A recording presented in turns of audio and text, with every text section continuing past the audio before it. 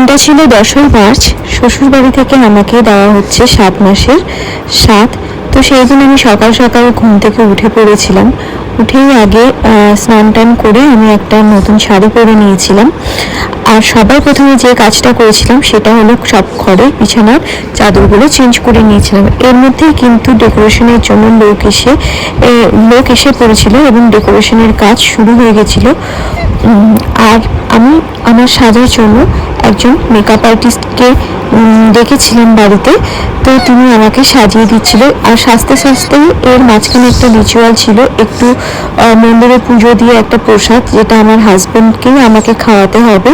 তো সেই রিচুয়ালটা পালন করার পর বাকি সাজটা আমি এসে কমপ্লিট করি। আর ওদিকে দেখো ডেকোরেশনটা সম্পূর্ণ কমপ্লিট হয়ে গেছে।